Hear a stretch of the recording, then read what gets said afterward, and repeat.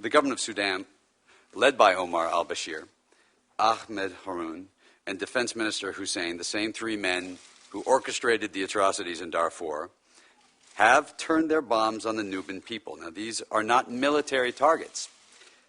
These are innocent men, women, and children. Now, that is a fact. The indiscriminate bombing of innocent civilians is defined as a war crime in the Geneva Convention.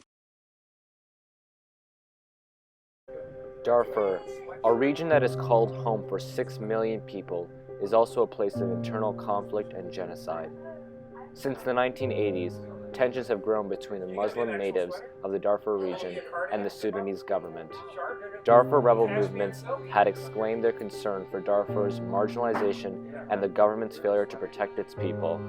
The Sudanese government responded by sending Arab militia known as Janjaweed to attack villages and tribes throughout Darfur.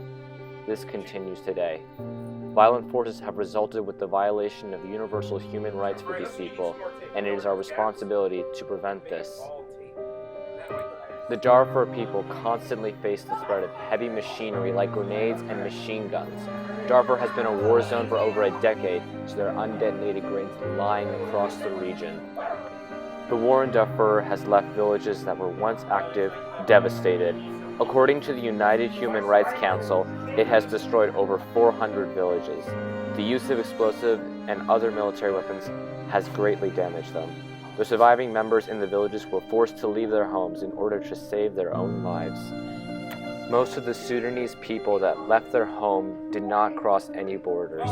Instead, they found shelter in internally displaced camps in Sudan itself. Of those that do cross into another country, Chad has been a common option with over 330,000 Sudanese refugees. As the country of Sudan continues to be war-torn, the futures of its children are hanging in the balance. The murders and displacement of Sudanese children will soon lead to a loss of their generation. Their education is being halted because it is not even safe to travel to school.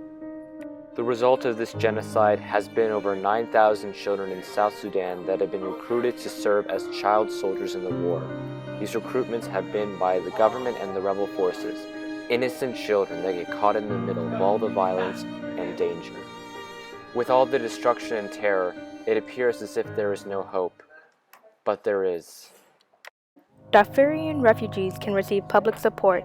Actor and activist George Clooney is a representation of the foreign involvement in Sudan. According to the Guardian newspaper, George Clooney has teamed up with the Enough Project, a nonprofit focused on ending genocide, to find and cut the money supply fueling the war. And he has started the Centennial Project, which uses satellites to watch over Sudan in case there are any human rights violations.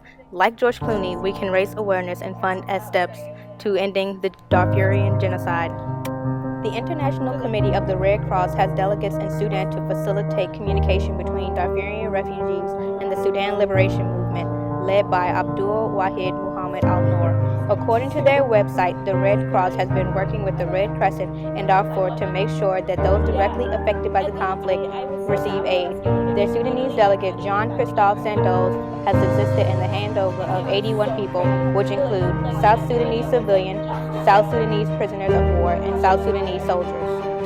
The Red Cross is a prime example of an organization that helps the people of Darfur, the people in need. You can help the Red Cross in its mission by donating on their website or actively expressing your concern for the Darfurian people. This can be by volunteering at nonprofits in your area or joining upcoming rallies in support of the cause. Public awareness is the key in order to make change.